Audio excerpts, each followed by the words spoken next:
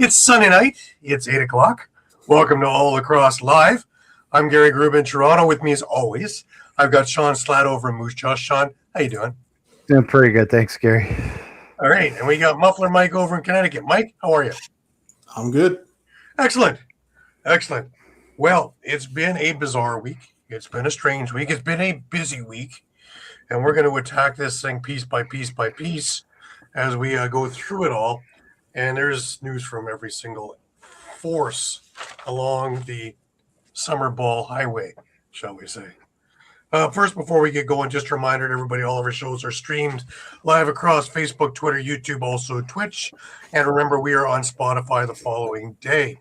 Remember to hit the subscribe, follow, like buttons, always share. Please enjoy all the affiliates across the Stream Punk Entertainment Network. If you missed a show, no worries. You can grab all the shows on YouTube, which include YouTube Combat, Stream Punk Combat, Stream Punk Cinema, as well as Stream Punk Sports, and all across all the time. Don't forget to follow us. Don't forget to share. Don't forget to tell everybody about us. And when you get there, you will catch retro games, interviews, library of shows, and so much more. Remember, you can stay up to date with all sports by visiting streampunkentertainment.com with articles from a huge staff of contributors. Alrighty, let's get right down to brass tacks, shall we? Shawn, what in the heck is going on in the West with summer ball? Every time I think that we've messed it up over here, you guys go hold my beer and try and outdo us. Yeah, so I guess I'll start off with the debacle that is Saskatchewan Junior B Lacrosse right now. Eduardo, welcome. So the Prairie Gold Lacrosse League Junior B playoffs were supposed to start Thursday this week. However, earlier in the week, and it was supposed to be Prince Albert Predators against Moose Jaw Mustangs. However, earlier in the week, the Predators put out a message on their social media and said Thursday's playoff game versus the Moose Jaw Mustangs canceled.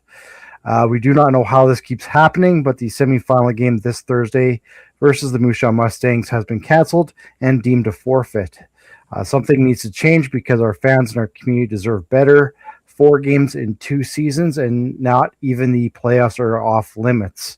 This means we will be in the finals and will not know who will play until Saturday or Sunday based on the winner of the other semifinal.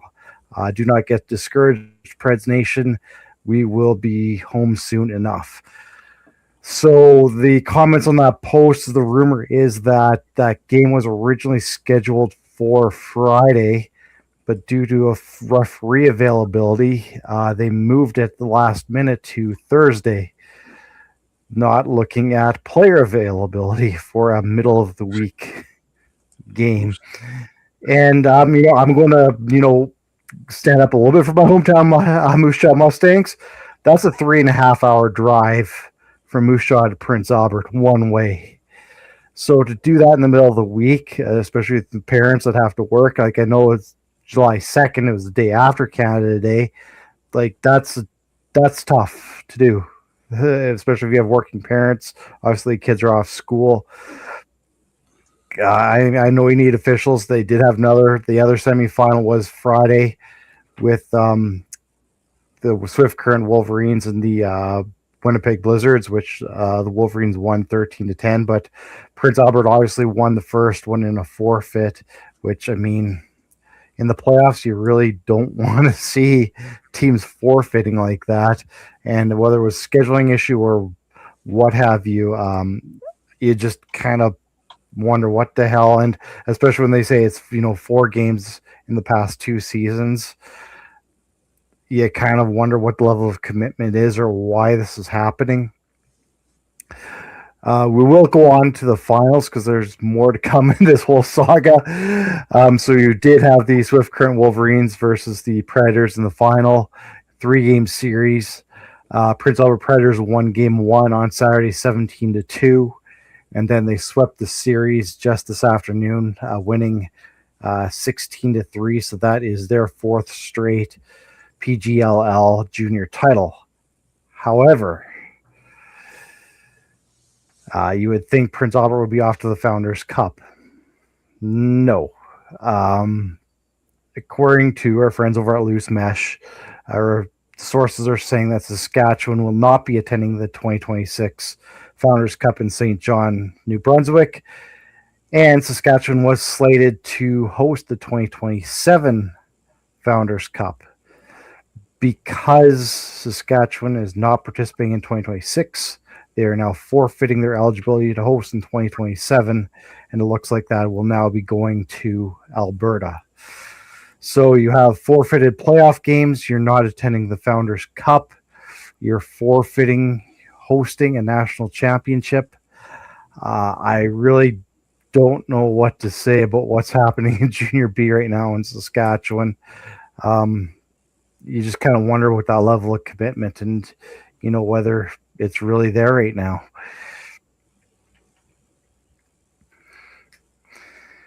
So that's the debacle that is Junior B in Saskatchewan. Moving over to Senior B, even more interesting.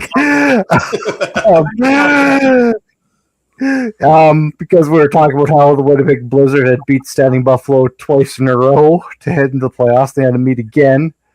Well, yes, the Winnipeg Blizzards beat Standing Buffalo 3 times in a row, this time in the semifinals, 11-9 to knock out the Standing Buffalo Fighting Sioux, probably your favorites to win the title in the semifinals. And then, so in the finals, it's just a 1-game playoff, and the Blizzards beat in their inaugural season 2. They beat the Saskatoon Brewers 15-5 to win the Junior B title in Saskatchewan. So yeah, that of course Jarrett Smith, the Rush is on that Winnipeg squad, but nothing like Standing Buffalo and the team they have. But the fact they knocked off Standing Buffalo 3 times in a row, then took them out, as well as taking them out in the playoffs, is unbelievable. I don't think anyone really saw that one coming. So a lot going on that side of the table. Moving on to Junior A, not as exciting, I guess, as what's going on in Saskatchewan, but over in BC, Tuesday, New Westminster Salmon Bellies with a 10-6 win over the Delta Islanders. Friday, we had a pair of games. The Coquitlam Madnax continue with their domination, 17-3 win over the Langley Thunder. Other game on Friday, Port Coquitlam, right behind the Adnax in the standings too. They had a 16-3 win over the Burnaby Lakers. Yesterday, again, the Adnax, a 13-6 win over the Victoria Shamrocks. And an interesting game here on Saturday as well between Delta and Langley. So Langley scores 2 quick goals midway through the third to take a 7-5 lead. Caden McIntosh scores 2 quick goals to tie up the game for Delta. And then with 5 seconds left on the power play, Turner Anderson scores the game winner for the Delta Hounders. But then the fireworks happen at the end of the game. Head coach for Langley, Matt Beers, because he doesn't have a temper. No. Game is conduct for abuse of official. Assistant coach Adam Charlambides for Langley. Game misconduct for abuse of official. And Langley player Mason Eastgate also at the end of the game. Game misconduct for abuse of official. So could be some possible discipline handed down to Beers and Charlambides for I don't know what happened there, but abuse of official is never a good penalty to be taken. Not really. No, no. And then we just wrap up the weekend just this afternoon. The Salmon Bellies with a 9-4 win over the Timbermen. So your standings right now: Coquitlam Madnax are 12-2-1. Port Coquitlam is 9-5. Victoria Shamrocks are 9-6. The Langley Thunder are 8-6-1. New Westminster Salmon Bellies are 6-7-1 for 5th place. 6th is the Burnaby Lakers at 6-9. The Delta Islanders are 5-9-1, and then the Nanaimo Timbermen are 2-13. And then Alberta Junior A. We had on Friday, again, the website just says box, so I'm assuming it's a final score. The Saskatchewan SWAT defeated the Winnipeg Blizzards 6-5. On yesterday, you had the Raiders with a 11-4 win over the Edmonton Miners. And then also on Saturday, the Blizzards and the SWAT played to a 6-6 tie. And then on Sunday, the Blizzards took an 11-7 win over the SWAT. And just this afternoon as well, we do have a final. The Raiders and the Mounties played to a 7-7 tie. So our current standings in Alberta, you have the Okotoks Raiders at 12-0-1 in first place. The Mounties in second at 6-6-2. The Edmonton Miners at 7-6. The Winnipeg Blizzard at 4-7-2. And the Saskatchewan SWAT at 2-12-1. Well, it's a mouthful. Yeah. But really, could we get any more messed up?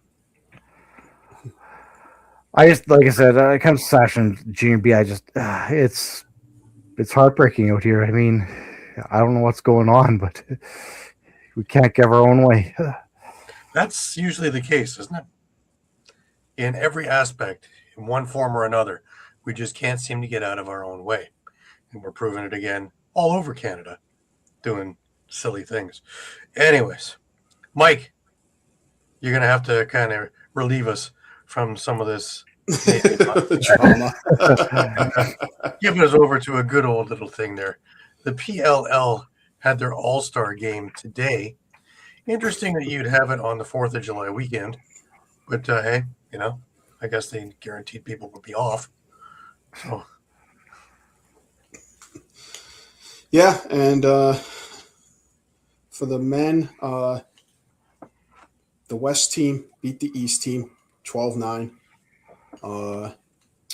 And the women had their all-star game with Team Izzy.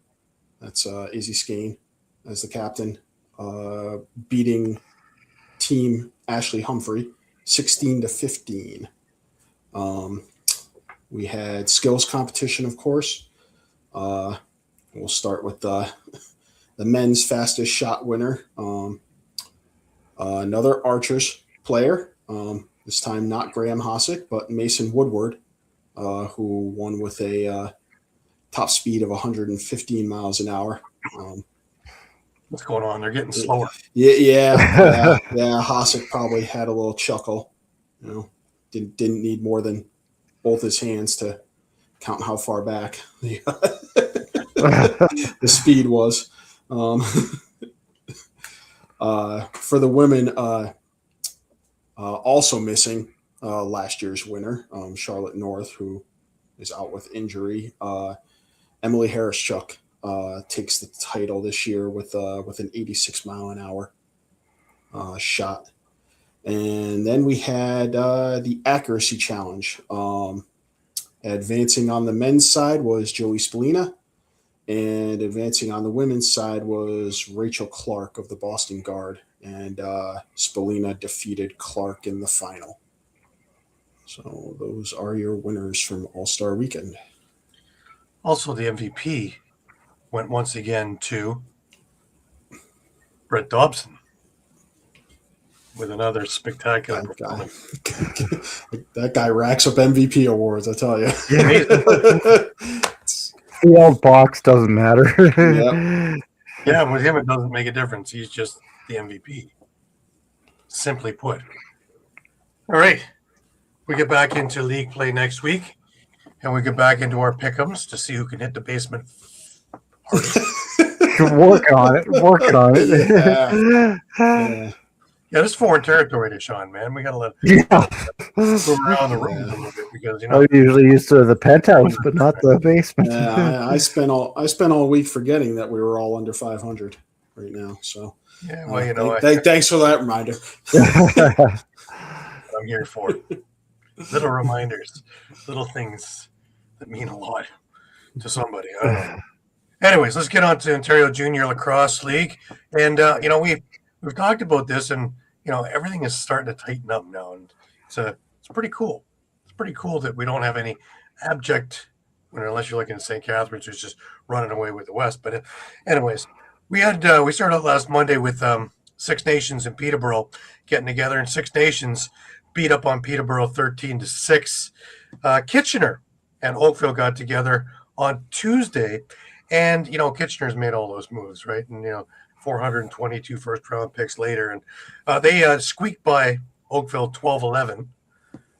Whitby and Orangeville, in what was a really entertaining game, hit one another, and it was Whitby that came up on the upside of this 11-8. Mimico and Burlington both have been underperforming this year. Mimico got up and stayed up and was 15-9 winners. The Excelsiors, who have really had a decent year this year and are looking to really going to make some noise in the playoffs for the first time in a few years, they beat the Toronto Beaches 11-7, still on Tuesday. Alora, who's had a rough year, lost to Six Nations 15-4. We move up into Thursday after Canada Day, and the Beaches beat Oakville 10-9, which is just showing you the parity of this league. Orangeville and St. Catharines went head-to-head, and St. Catharines came out on top 8-6. Now, again, one of the highlights of the week was Whitby and Brampton getting together over in Brampton on Friday, and Whitby came out on top barely, 11-10 winners over the Excelsiors. Elora beat Peterborough. Don't say that very often this year. Elora won, and they won 11-7 over Peterborough. Oakville and Burlington played again, and it was Burlington that came out on top. This was yesterday, and today we have had a few games as well, in which Oakville beat Elora 8-4. Brampton beat Mimico 7-4. Whitby, they're still going right now at 7-5 over Six Nations. Orangeville is still going at 8-4 over St. Catharines. Keeping my eye on that one. This one's an interesting one. If we take a look at the standings to this point, Whitby is in front in the East with a 10-6 record. Brampton is right on their heels at 9-4. Orangeville on their heels at 8-6, and the Beaches at 6-9. Mimico 5-12. Peterborough at 4-11. In the West, St. Catharines has been just the class of the league at 14-2, but Six Nations isn't far behind at 12-4. Kitchener, third place, 11-5. Oakville 7-5. Burlington 6-11. Elora at 3-11. But I'm very curious at the Orangeville St. Catharines game today and how that turns out, because that'd be a big feather in Orangeville's cap, and it will jettison them into a tie with Brampton at number 2 in the East. So lots of big things going on there. We had a busy week in the second last week of Ontario Series Lacrosse, and we start out with a couple of real barn burners this weekend. The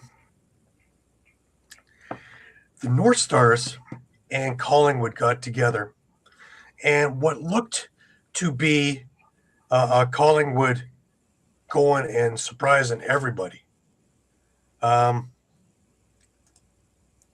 Hamilton comes out with the 11-5 victory with strong second and third periods. It was just 3-2 after the first, but Collingwood has had their troubles this year, and Hamilton has just been looking for a time to shine, and this was their game. Sorry, Owen Sound. But we move into the next day, and Hamilton has Collingwood.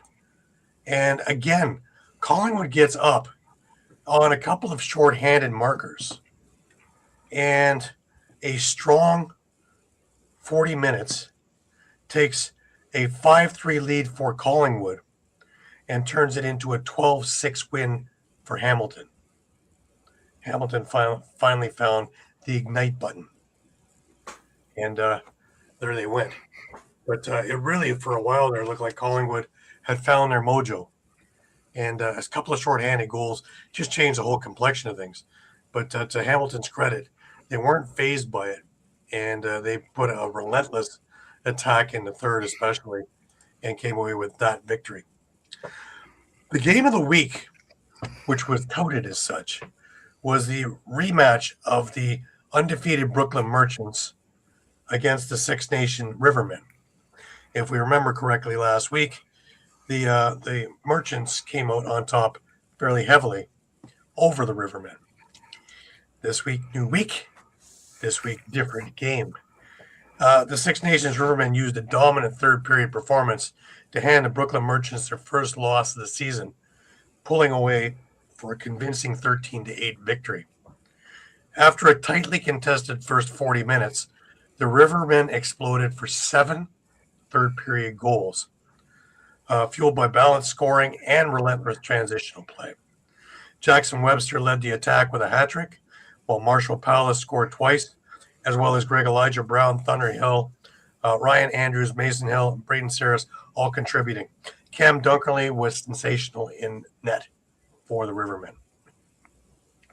Brooklyn was paced by Lucas Littlejohn, and because both the A team and the senior B team were playing, they had to get a little creative with who was wearing which uniform. So Lucas Littlejohn was on with the Merchants in this week, and impressive 4 goals he had. Glenn Tour on defense, he had 2, despite battling back within striking distance. The Merchants just couldn't get over the hump, and again, a 7-goal third that sealed the deal for the Rivermen. They're actually now sitting in first place with just a hint of a better record. But hey, 9 wins for them now. 1 more week to go. It's going to be a big week next week. This evening, we had the Bengals in a very entertaining game against the Owen Sound North Stars. And it really looked like, again, Owen Sound was going to go and do big things. But this game came down to the wire. In fact, a couple of times it looked like Owen Sound was just going to run away with it. Hamilton, to their credit, came back. Now, with the ending of the game, we had Jaden Patterson tying the game with 1:18 left, and Carson Moyer winning the game with 45 seconds left for the 9-8 victory for Hamilton. We had one game that just finished up, and that was Brooklyn and Ennismore. And this one, pretty much from the start, wasn't in doubt. And Brooklyn won 16-9. Now, looking at the standings after this week, with 1 week remaining,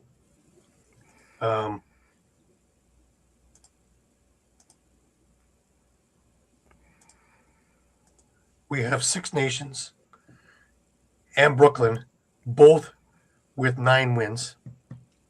The difference being that Brooklyn has a game in hand on Six Nations, who is at 9-2. Brooklyn is at 9-1. So we're talking about percentage points now as the difference. Owen Sound is in third place at 7-5. Hamilton has moved themselves comfortably into fourth, the cutoff point, at 5-5. Belleville is at 3-7. Collingwood 2-8, and Ennismore at 2-9. There are 5 games on the slate for next week, and every one of them has repercussions, or percussions, if you will. We have Hamilton against Brooklyn on Saturday. Belleville into Ennismore. Six Nations facing Collingwood. On the Sunday, we have Brooklyn and Hamilton again in the home and home. And Belleville and Collingwood facing one another. Those 2 Brooklyn games are going to decide who is in first and who is in second in this league. Simple. So you're going to want to stay tuned for everything going on OSL. It's coming down to the wire. All right. The only one who finished up their season is Owen Sound. They've got their 12 games in already, and they're 7-5, and sitting in third, looking comfortable now. However, Hamilton can jettison them into fourth. Stay tuned. All has to do with that Brooklyn Hamilton home and home. All right. That takes care of Senior B in Ontario. Another exciting week, eh, guys? Oh, yeah. We had a bunch of moves, and they all seem to culminate in and around Canada Day for some reason. We'll go through a couple of these things with you. Start off with Jordan Goddard went over to Hamilton. He actually played a big part in today's game for cash over to the Rivermen.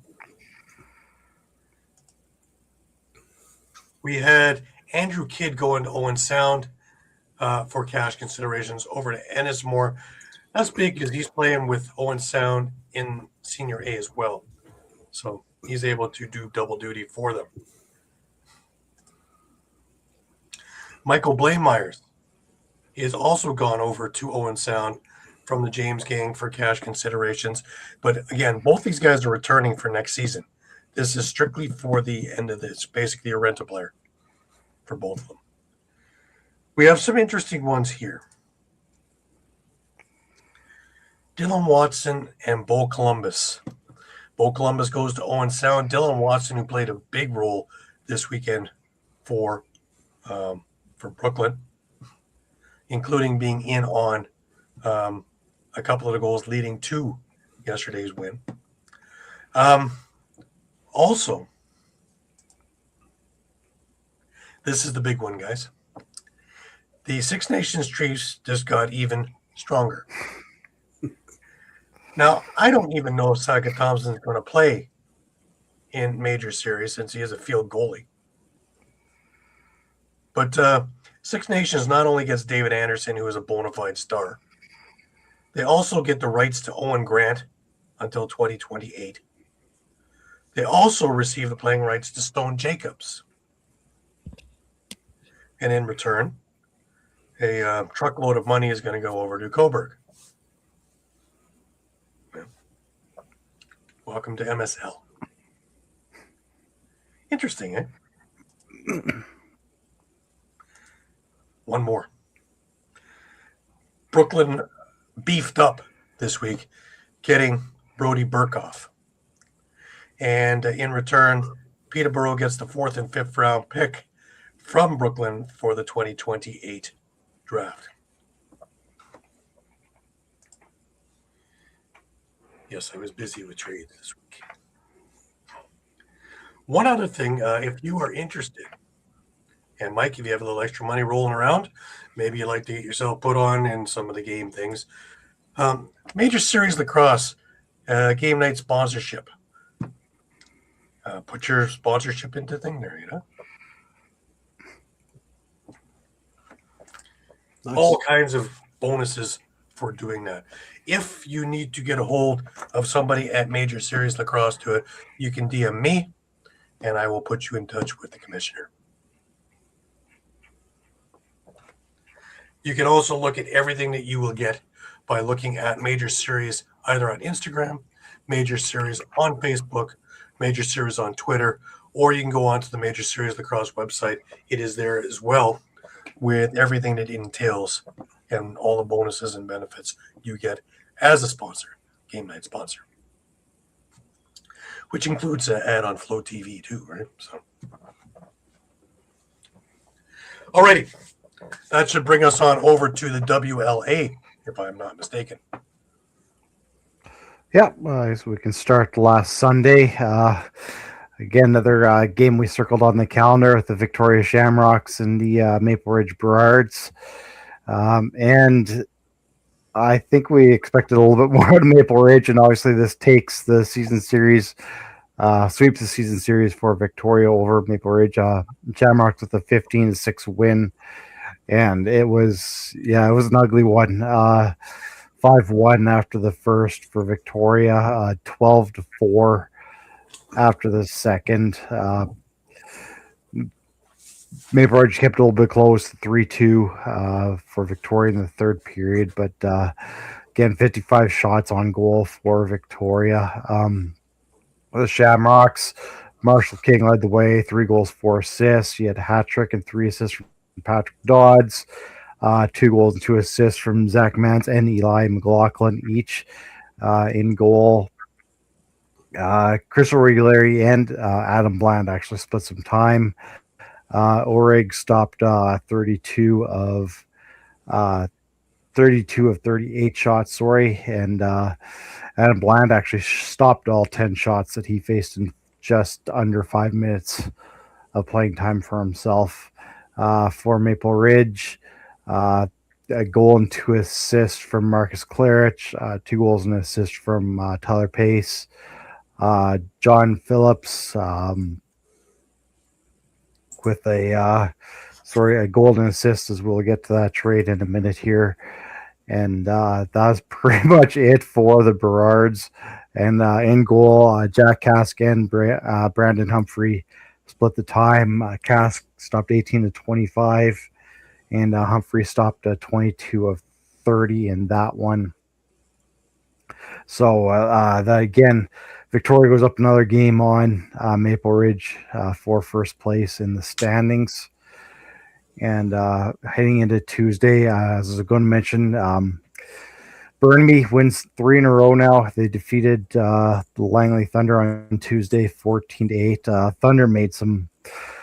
Looks like they're starting to play for next year. As I mentioned about John Phillips, he was traded to Maple Ridge this week.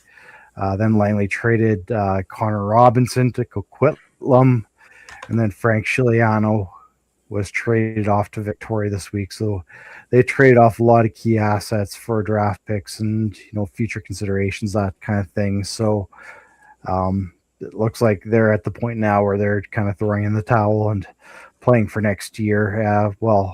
Burnaby is starting to move up the standings a little bit, and in this game they were up 10-6 heading into the third, and just kept their foot on the gas to win it. 7 goals in the first period as well. Ton of shots on net in this one. 57 for Burnaby, 54 for Langley. For the Lakers, Ethan Emlott continues to be playing well. A goal and 5 assists. Finn Halliday, hat trick and 3 assists. Jake Young, a hat trick and 2 assists. Dawson Ducommon, 3 goals, 2 assists. 2 goals and an assist from Ryan Favreau. And in goal, Mark Ripberger, 46 saves on 54 shots. Then for Langley, Connor Robinson in one of his last games in a Thunder uniform, 2 goals, 2 assists. Nathaniel Koznevnikov, I can never pronounce that, pardon me, 1 goal, 2 assists. Dante Kulas, 2 goals and an assist, and 2 assists from Trevane Hunter. And in goal, Keegan Okino got the start and stopped 43 of 57 shots in the loss. Then moving on to, I believe it was Thursday was our next game. Coquitlam against New Westminster, and a close one in this one. But New Westminster comes away with a big 7-6 win to kind of tighten up a little bit in that kind of second, third, fourth kind of spots in the standings.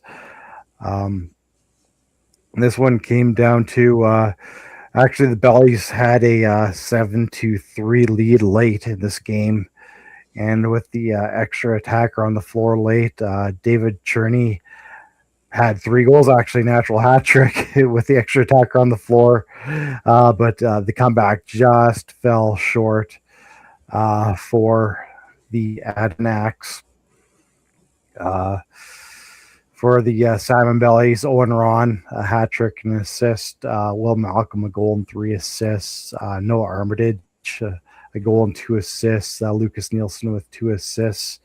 And Ashton Leclerc, he was a fairly decent season here so far for the Salmon Bellies in goal. 39 saves on 45 shots. For the Adnacks, as I mentioned, David Cherney, he had the hat trick, those last 3 goals right at the end of the game. Kane Moon, 2 goals, 2 assists. Adam Noakes, a goal and 2 assists. And Christian Del Bianco in goal, stopped 34-41 shots in the loss. Then we move on to Friday, New Westminster and Victoria. And Victoria just holds on for a 9-8 win over New Westminster. Actually, New West was up 7-6 about halfway through the third period, but goals by Patrick Dodds, Marshall King, and Zach Mans put the Shamrock up 9-7. Then with about 13 seconds left, Turo Muramatsu scored with the extra attacker, but again, comeback falls short. For the Salmon Bellies, for the Shamrocks, again, Zach Mans, 3 goals, 2 assists. Marshall King, 2 goals, 2 assists. Luke Pilcher, 2 goals and an assist. In goal, Earl Rigg was back in goal for the Shamrocks and stopped 45 of 53 shots. For the Salmon Bellies, Noah Armitage, 2 goals, 2 assists. Turo Muramatsu with 3 goals, 3 assists from Will Malcolm, and Dylan Doucette with 2 assists. And in goal again, Ashton Leclerc, 46 saves after 55 shots. Then Mike had the other game on Saturday. Yeah, Friday, sorry. Yeah, the unfortunately the big win streak for Burnaby comes to an end. Maple Ridge kind of rights the ship with a 12-7 win. They actually led 8-7 after 2, so the game was still close after the second period, but Burnaby gets shut out 4-0 in the final 20 minutes to snap their 3-game win streak. For the Lakers, Ryan Favreau, hat trick and an assist. Jake Young had 2 goals and an assist. He had a goal and an assist from Andrew Cowan, a goal from Ben Stewart. Finn Halliday had 5 assists on the night. Mark Rickberger, 45 saves in net for Burnaby. Maple Ridge, you had 7-point nights from Tyler Pace and Marcus Clarich. Pace had 3 goals, 4 assists. Clarich had 2 goals and 5 assists. And I'm going to make my case in the caption here. Right now, Marcus Clarich is first in the WLA with 63 points. He's second in goals with 28, and he's first in assists with 35. So making a strong case for back-to-back. And if Maple Ridge is not representing BC at the Man Cup, I think we can bet that Marcus Clarich will be representing BC at the Man Cup as one of the additional players, most likely taken by whoever does represent BC. But the Berards also get a goal and 2 assists from John Phillips in his debut after coming over from Langley in the middle of the week. Dagan Carlson, a goal and 2 assists, and Jack Cask, 33 saves in the win. So, again, Maple Ridge snaps Burnaby's 3-game win streak, denies Burnaby a chance to pull even in the win column with pretty much half the league for third place. Coquitlam, Nanaimo, New West all have 5 wins at this point. And Maple Ridge stays just 2 games behind Victoria. Unfortunately, they don't have that. They have that series sweep, getting swept by Victoria. So they'll. So really, it's more like a 3-game. Yeah. They would need the Shamrocks to have a pretty epic collapse in the final third of the season here if they want to take the regular season title. Moving to Saturday, Coquitlam and Nanaimo, and basically a game for third place. Both teams came in at 5-5. Coquitlam doubles up Nanaimo, 12-6. A big third period kind of allowed Coquitlam to pull away. David Charney with 4 goals and an assist. Robert Church making his season debut for the Adanacs, 3 goals, 3 assists. Keen Moon, pair of goals and 4 assists. 2 goals, 3 assists from Adam Noakes. And Connor Robinson also making his no, I'm sorry. I believe he played earlier in the week against the Bellies, but he came over this week or last week from Langley. He had a goal and 4 assists for the Adanacs. Christian Del Bianco in net, 34 saves. For Nanaimo, 2 goals from Andrew Bowman, a goal and an assist from Noah Manning and Logan Schmidt. Kalen Mander had a goal. Colton Lidstone had 3 assists for the Timbermen, and Colby Bowman made 26 saves in the loss. So Nanaimo falls below 500. They're actually tied for 4th place right now, I think, with New West at 5-6. Coquitlam is in 3rd place at 6-5. And Burnaby not far behind at 4-8. Yeah, I guess kind of highlighting what we have coming up this week on Tuesday. Coquitlam against the Lakers, and the way the Lakers have been playing lately, I wouldn't sleep on them too much. Then you have Nanaimo against Langley on Wednesday, Maple Ridge against New Westminster on Thursday. So that one could be interesting, especially in kind of that battle, as we mentioned, kind of that 2 through even 5th and 6th is becoming a tight battle now. Friday, Langley against Victoria. Unfortunately, with the moves we're seeing from Langley, that could be a tough one for the Thunder. And Saturday, a couple of games. Nanaimo will be taking on Maple Ridge, and Burnaby will have another game against the Adanacs on Saturday, and then we wrap up the weekend on Sunday with Victoria against Nanaimo.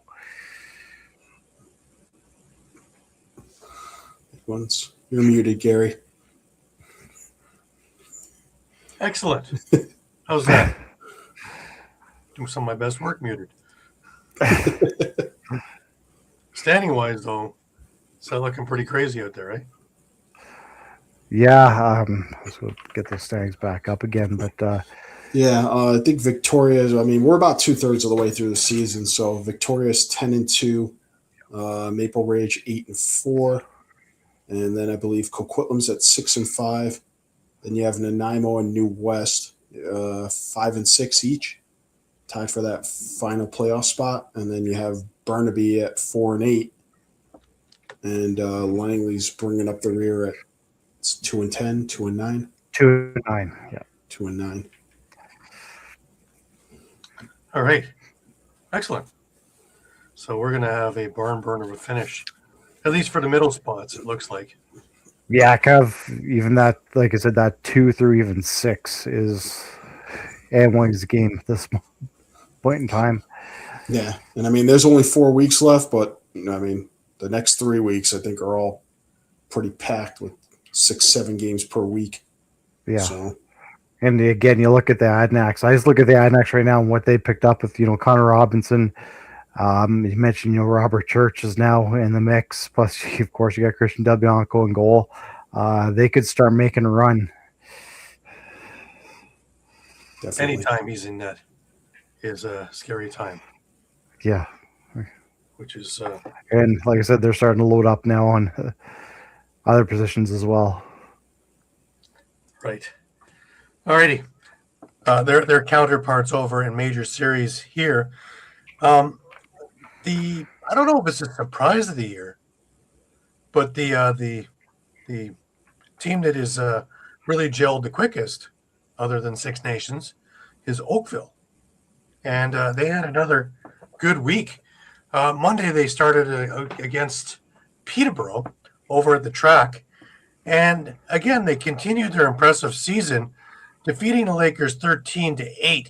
Now, a number of the Lakers didn't make the trip. Rob Hellier, their leading scorer, being one of them. Holden Katoni played one period, had 3 goals, and had to come out of the game with his calf muscle still on the mend. But after an entertaining opening period, which featured 6 lead changes and momentum swings, Oakville gradually took control using 4-goal first and a dominant third to improve to 7-2 on the season at this point. Josh Tolwick, 3 goals, 4 assists. Sam Leclerc, 3 goals, 3 assists. Alex Simmons, 2 goals, 4 assists. And Carson Moyer, 3 goals, 2 assists, spearheaded the Rock offense, while Mike McCannell added a goal and 2 assists. Peterborough received a hat trick from Holden Katoni. Ryan Lansbury was outstanding with 5 assists in the game. Despite battling back from a 2-goal deficit to tie the game midway through the second, the Lakers just couldn't contain Oakville's attack, and that was all she wrote. We move on over to Tuesday, and, well, Six Nations in Brampton. You'd really like me to say that Brampton upset Six Nations for their first loss of the year. Lots of people would like me to say that, but we're talking truth here, and that's not going to happen. In fact, this game, 15-2 is what this game was. 15-2. Yeah. The 2 I take as victories, because for a while there, it didn't look like they were going to get anything. The Chiefs controlled this contest from opening faceoff. They exploded for 6 first-period goals, added 7 more in the second, and then built an insurmountable 13-0 lead. They played keep away in the third, is what they did. And Brampton continued to battle despite the deficit. They finally broke the shutout early in the third on a blistering shot from Thomas McConvey before Cody Innes added a power play marker late in the frame. However, the Chiefs answered each one of them easily, cruising to a decisive 15-2 victory. Once again, anybody? Yeah. Mm-hmm. Well, that was going. Maybe Oakville. The one game that they did play, Mike, I'll tell you this, is it was 3-3 for the longest point, and then the third period happened and Six Nations pulled away. But this was before the moves, so Oakville has bolstered up as well. So is it possible? Yeah. Is it possible 4 times out of 7? Probably not. I can't see it. That's why we play the games. But anyways, Owen Sound and Coburg got together also in a rare Tuesday night in Coburg. And, well, interesting game. In fact, Coburg built another one of those 4-0 leads like last Sunday when they had a 4-0 lead and wound up losing the game to Brampton. Well, they had a 4-0 lead in this one, and guess what? That's right, Owen Sound came back entirely. But this time along, the third period belonged entirely to Coburg. Aaron Woods, Thompson, Shane Hallowell, and Brock Haley spearheaded a relentless offensive attack, combining for 6 goals to put this game out of reach, and it was an 11-5 victory for Coburg. You see a trend here? Get up, don't stay up. Wait till I tell you about tonight's game. Whew. Anyways, we get past Canada Day and all the trades, and Thursday was interesting because we had 2 games going on. We had Oakville into Brampton, and we had Peterborough hosting the Coburg Kodiaks. And you know what happened in both of these games, Mike? They both finished 11-3. That's correct. Oakville erupts early, cruises to an 11-3 victory. Lakers dominate the Kodiaks with an explosive second period, and that's all she wrote there. 11-3 times 2. Interesting, eh? Yesterday, Brooklyn went into Owen Sound. Now, interestingly enough,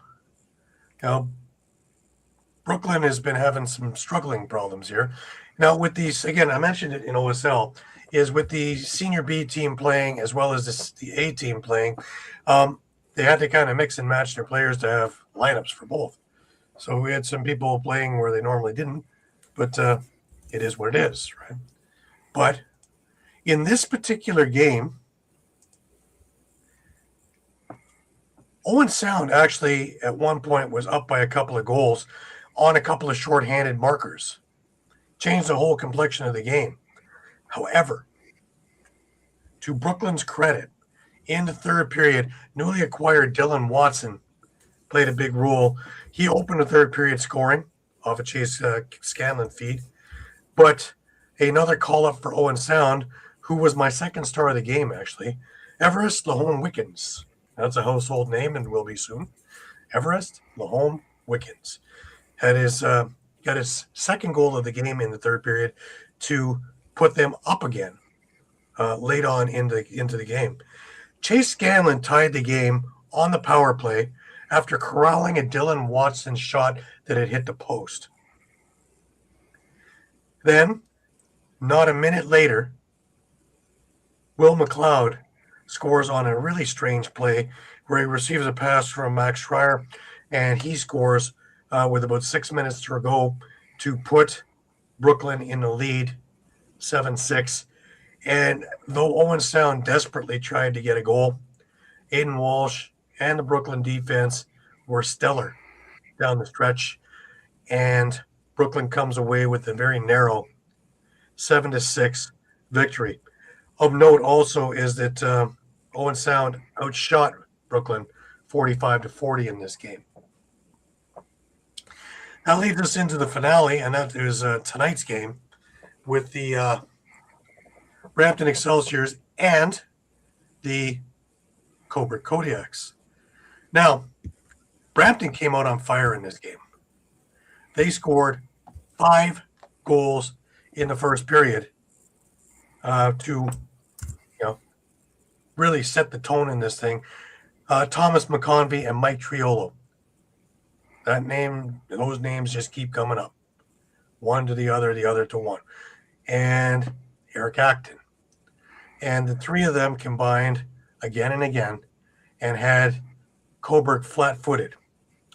They replaced Lane Ruska with Jackson Brown, just like they did last week.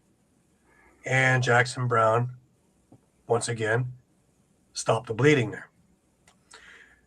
After McConvey got one more on him to make it 5-0, Coburg goes and rhymes off 10 goals in a row. Jeez. Led by Alex Marinier, who had something in the neighborhood of 6 goals in this game. Brock Haley, who had a number of goals in it as well. Jason Knox, who, if you were wondering who was going to take over after the trades made this week, there's your guy. He had a couple of absolute howitzers from the outside that caught short side on Riley Hutchcraft. And also made a couple of really sweet plays along the way for assists. However, it didn't stop there because Brampton mounted an attack again. In fact, early on in the third period, it was 11-10 for Coburg, just over Brampton. And the last 2/3 of the third period went up and down, back and forth, in and around in a track meet, with both Jackson Brown and Riley Hutchcraft making some incredible saves as to not lose this game. 13-11, that was your final score. And what I would say is a very entertaining game. If you hadn't seen it and you have Flow Live, get on and watch the replay of the game. If you don't have Flow Live, you can still get Flow Live and catch all the MSL games, as well as many other sports along the way as well. Definitely worth it. It's also great, and the stats aren't exactly right, to watch the game so you know actually who scored. There were some strange ones this week. Yes. But hey, what can you do? Upcoming this week, we have tomorrow, Brooklyn into the track to face Oakville. Peterborough and Six Nations go head-to-head at the ILA on Tuesday. Chicken wrap day, Mike. Have it your way. Anyway. There's a few good things there on that menu. Never mind. In Wednesday, you have Brooklyn and Oakville facing off with each other over at the Iroquois Park. On Thursday, Peterborough hosts Owen Sound, while Brampton is hosting the Six Nations Chiefs for a rematch of that to do. Over on Saturday, Owen Sound will be hosting Coburg. And on Sunday, Oakville is into Coburg in what should be a very interesting game Sunday evening, 6 p.m. if you're into Coburg. And that is the week that is. Now, just before we head away, the standings on all this. Of course, Six Nations is in the lead. Surprise, surprise, yes? They are at 10-0, sitting comfortably. And, of course, nothing is complete without seeing, well, it won't show me on here. The plus minuses I was hoping to get, but well, let's see. There it is. The differential is 74, plus 74.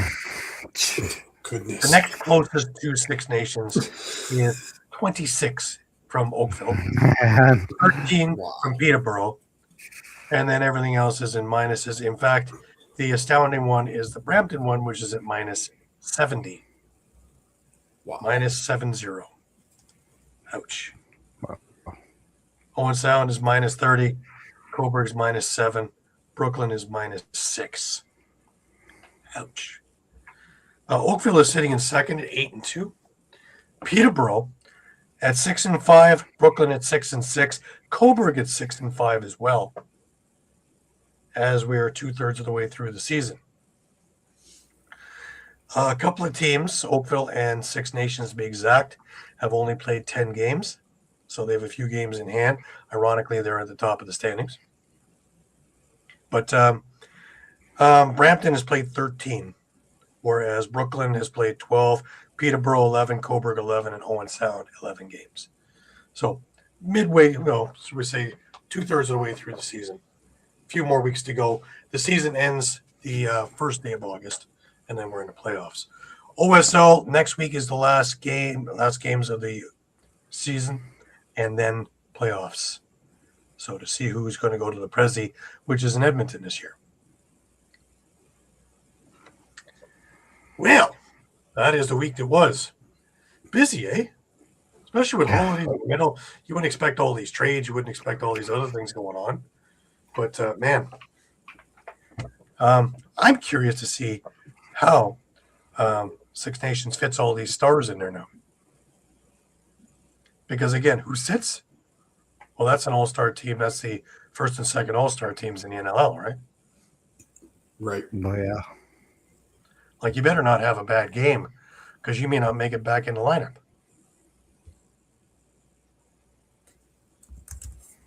Just amazing how the rich get richer. And now it's younger players, too. So if we're worried about Six Nations, as long as there's money in that place, which there is, this can go on for a number of years. Now, we brought this up before, right? When does this end? It ends when the West says enough of this, doesn't come up for the Mann Cup, and plays Alberta for a different trophy. That's when this ends. That's when someone will take notice. Because until then, who's going to take notice? Who's going to do anything? Yeah, Victoria does it in the West, sometimes New West. Peterborough and Six Nations have been flipping back and forth for the last decade or two. Before that, it was Brampton and Brooklyn doing it. as old as time, right?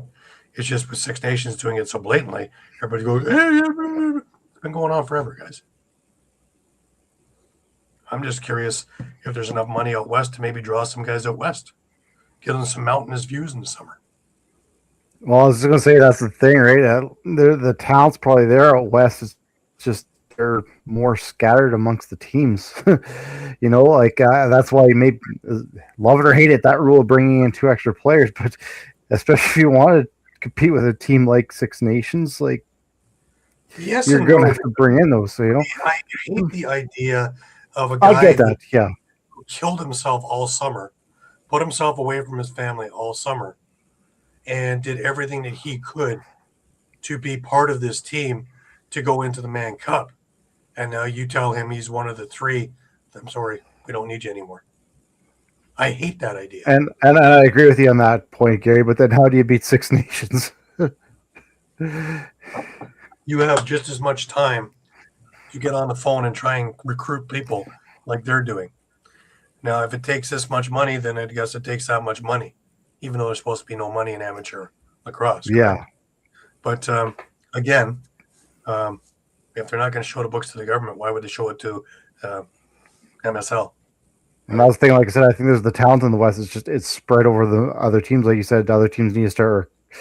If they want to compete, like you got to start making these super teams. Like, well, yeah, and then start doing what they're doing in the East, collecting all the money to keep their teams afloat, where they become a farm system for the Six Nations team that's going to go and represent in the Man Cup. Sad how that's turning there. We're playing for 2-7. Right? Playing for runner-up. So until somebody in a higher pay grade than me can figure it out that it makes sense, But like I say, that when I start hearing the whining about buying a team, tell me a year where that didn't happen. I'm all ears. I'll give you all the paperwork. I'll give you all the years, and you can tell me the year that wasn't happening. Some guys are still having their houses paid for by teams long after they're playing. So you tell me. This is just a little more blatant. So good for one, good for all, isn't it? What I got to say, like I've said in many a conversation when it comes to out west, is you have as much time to form your team as I do down east. Out west, down east. Never figured that one out. How was it out west but down east? But yeah, you have just as much time to figure out your team and trying to recruit and get the best people possible. And it doesn't mean they have to be from BC. It doesn't mean they have to be from Ontario. It can be from anywhere. Hell, if you can drive a truckload of money to Joey Spalina's house, I'm pretty sure he'll play for you. Yeah, that's the biggest question mark is the money. I don't know if the money's still there. I don't know if the money's the same out west as it is out east. Right. Now, less and less you have to worry about their jobs because most of these guys are making lacrosse a year-round profession. So we don't have that anymore. Well, I work in Toronto, so I don't want to be too far away from. Well, I work in Vancouver. I don't really want to be flying, during the week for a game to fly back. That doesn't make any sense. But if they're in as a 100%, lacrosse player, it's possible to get them there. But again, that depends. You're looking at teams like New West and Victoria, honestly, ones who have the money. Yeah. Victoria more than New West, but still. And you're looking at Peterborough, who gets that kind of money coming in with attendance, with revenue through sponsorships and other things as well, which some of the other teams don't get, at least not to that extent. So it's about being viable, I guess. But eventually, how many more spots can there be on Six Nations? Did you want to just get a ring for not playing? Because you want to be part of it, don't you? Isn't that the competitiveness in you? Once the 20 spots are taken, where are you going? You're not going to be sitting Josh Byrne or Dane Smith or Ryan Smith or Ian McKay or Latrell Harris or Dane or Steve Priola when he comes back. So where do you go? If you're a goalie, who are you replacing? Warren Hill or Doug Jameson? Yeah. I guess that's the flip of the other side of the coin too. When you talk about, adding those players in BC and saying, well, now you're telling someone to sit who's been playing all year. You have a team like you're saying with Six Nations where you're basically selling really good players. You can get a ring, but you're sitting. That's basically what we're doing in Six Nations right now. Yeah. Where is Steven Anderson going to be playing? Bonafide star. Where is he playing? Who's he replacing? That's my question. It's like being drafted by the Buffalo Bandits during their three-peat. They're not going to change that lineup. Where exactly are you going to be sitting in the press box? That's not why you went through junior to be drafted in the first round, is so you can sit up in the press box for 2 years. Am I correct? So eventually, that's going to have to spill off. Coburg is starting to reap some of the benefits because of some of the Peterborough area guys that are still close to home playing in Coburg. That's where that comes in handy. And soon you'll see the Belleville Kodiaks in Senior B reaping the benefits since they have an agreement with Coburg about their players. So I expect to see a lot more next year out of Belleville.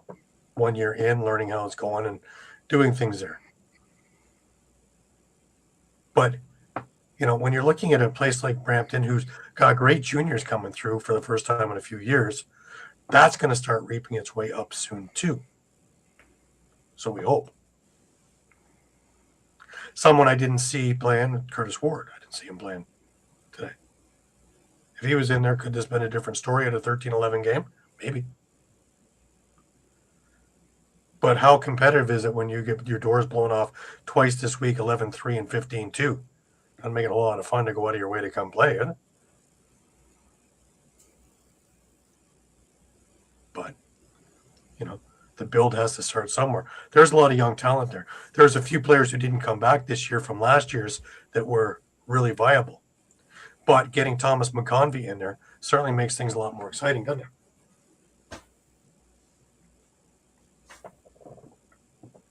I honestly like to see Connor O'Toole in a little more. It's the future. If you can't get into summer ball, where are you playing? Because he's not going to get in over Del Bianco, right? Right. Okay. Thanks, Ward. Appreciate it. I just didn't notice him out there. I'm sorry. There's too many other things going on in that game. But overall, there's a lot of things that I see upside coming with Brampton. But, without that kind of stuff,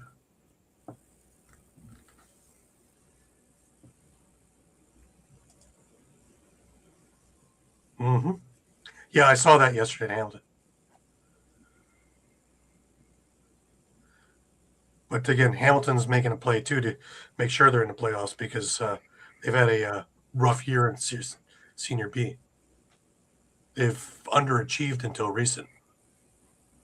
And a lot of it was due to undisciplined play.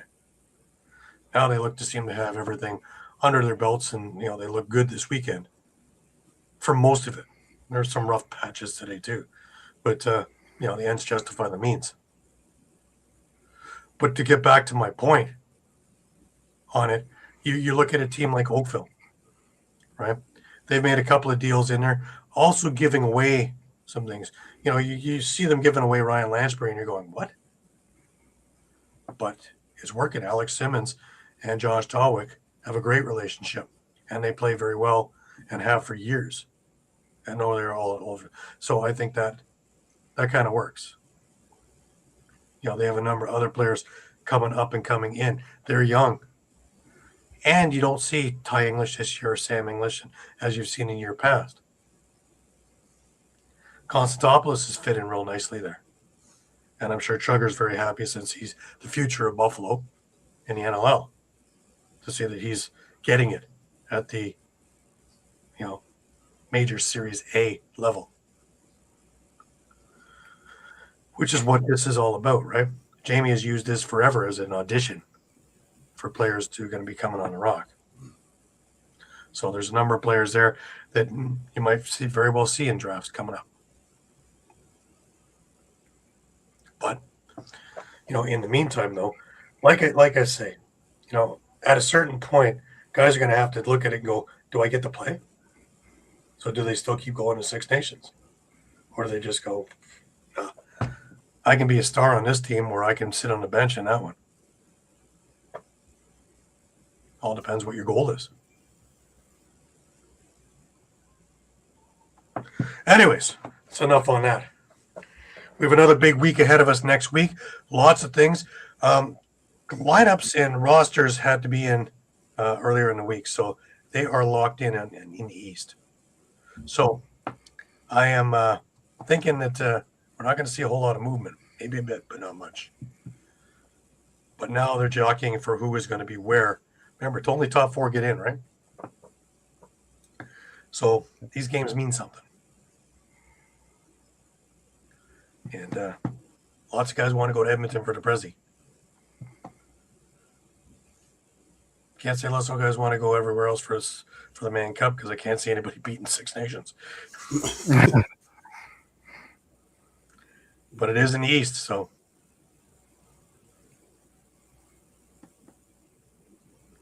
All right.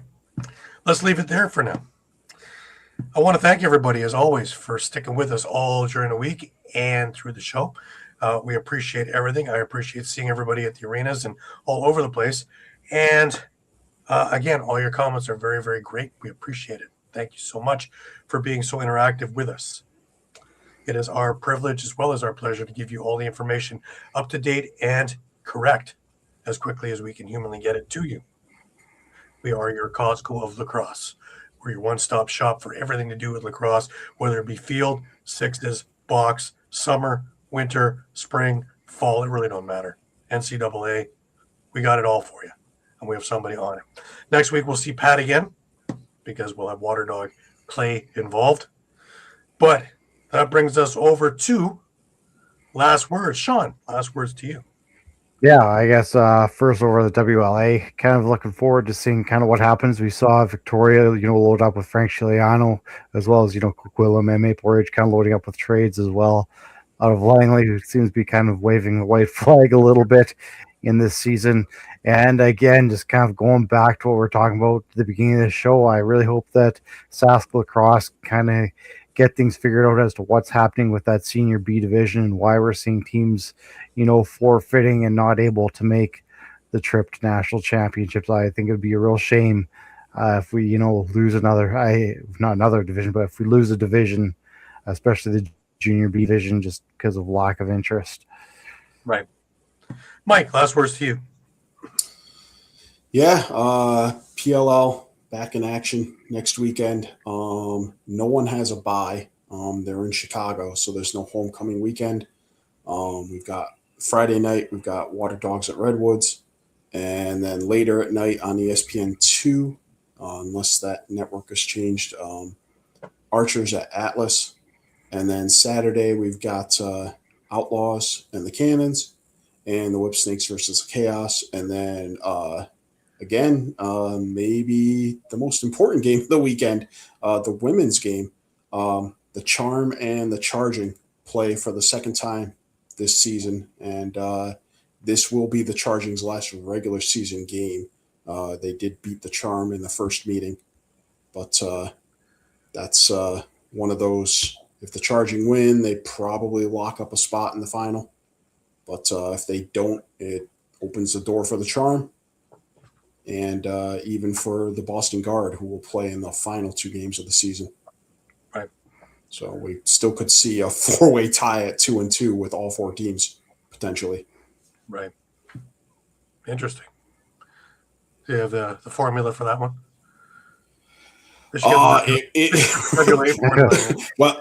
Well, yes, it will be goal differential, and right now, one sec. Right now, the Palms are at 2-1, but they are +8. The Charging are at 2-1, but their goal differential is 0. The Charm are 1-1 with a goal differential of -1, and the Guard are still at 0-2. They're on that big 6-week layoff with a -7 goal differential. Hey, maybe they can buy some of the goal differential from Six Nations. They got a few to spare. Yeah, there's a few to spare. You know, they seem to be selling everything else, right? Maybe, yeah. I mean, the last 2 games after that will be the Guard will be playing the Charm, and then the Guard will be playing the Palms again. So, right. Well, I want to look at things a little differently this week. Instead of us just going off on, oh man, Six Nations again, I want us to take a look at all the other teams. And I want you to take a look at who the budding stars of our future are going to be. The ones that we're going to talk about, like we're talking about Josh Byrne and Dane Smith. And like we're talking about, you know, a Thomas Hogarth or a Ryan Lansbury or a Rob Hillier. Who are going to be the next budding stars? You know, who's going to be the Curtis Wards? Who is going to be the next one on, you know, one of the Oakville guys? One of the Brampton guys that are coming up other than. Coburg's got a few. I love watching Brock Haley play. I think he's so much more than just a goal scorer. When you look at him off ball and you look at what he does facilitating, there's just so many different layers to that game.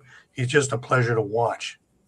And there's a number of guys all through it in the WLA as well as in the MSL, as well as OSL as well. And I want people to start, taking summer ball for the developmental that it is at a high level and see who's ready to make that next leap to be one that's on our conversation continually. That, oh my God, that team, because he's got so-and-so, because those two are over there. Instead of just the usual tired stuff, because that's getting boring. Really it is. It's the same squeeze box that goes around and around and around. Okay, we got that one. We beat it to death. We know that's going to happen. Nothing we can do about it. Let's look at some of the future up-and-comers. And if we can do that, we can find our own fun in all this and start following them and seeing how they're going to do it. And, go with their ups and downs. Give you something else to actually be excited for. The X factors, the non-variables. And see if that can bring a little bit of life into what you already know. When you got a game that's coming up on Tuesday or Thursday and is Brampton and Six Nations, barring an absolute miracle, we already know the result. It's just how big the differential will be. Now let's look at who really stands out playing against, who are the Davids against the Goliaths that you want to invest in and see if you can be and where they can go from there. That to me is the interesting thing. And that's what I've been trying to keep in mind throughout most of the summer. And where you get to see some of these really exciting players really get, I made a comment about the Everest, the home Wickens. He was exciting yesterday. He had a couple of goals. He was all over the floor. He almost had a third one in that game. But guys like that who are, coming up from junior to be signed in there because they need some players and who are going to be leaving a mark. There was another one, his name is Colton McKechnie. He had a couple of goals also. And, both on Owen Sound, both were hit turners on the energy and the athleticism that they had and the high IQ that they had at a younger age. They're the ones I'm talking about who are the fun ones to watch, who are going to be going somewhere down the road. So just to keep that in mind, make things a little bit more interesting, a little bit more fun for everybody. And we'll continue to see. In fact, why don't we just figure that one out of who is your budding star of the week as we go forward, just to keep it a little bit more interesting and start looking at other things other than, well, he had 14 goals and he had 2 assists and he had 17 assists. And, it's the same names. Let's see who the other ones are. And see where we wind up with that. Anyways, reminder that we're on Facebook, we're on Twitter, we're on Instagram, we're on Thread, we're on Twitch, as well as we are on YouTube and www.streampunkentertainment.com. Please visit us a couple of times a day, as the news is always changing. Pretty soon we'll be talking about NLL free agency, because it's only a couple of weeks away. Hard to believe, guys? Summer's just rolling along. We're in the dog days of summer here, right in the middle of July now, right? We just got past the first week. Now we're in the middle. Just like this. Before you know it, we'll be talking about how cool it is. So enjoy the heat. I know it's minus 35 here, right? So when somebody tells me how hot it is, I'm sorry. I look at them like they have 4 heads. I can put up with this for a few weeks, thanks. Let me get my marshmallows if I have to, That's okay.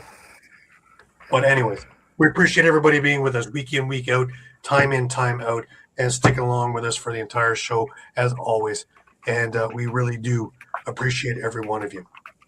So until next week, when we meet again, same time, 8 o'clock Eastern, Sunday night, for Shawn Slaght over in Moose Jaw, for Muffler Mike over in Connecticut, I'm Gary Groob in Toronto, wishing you the greatest of weeks. Remember, keep your sticks high, keep your spirits higher. See who your next budding star is along the way. See you next week, everybody.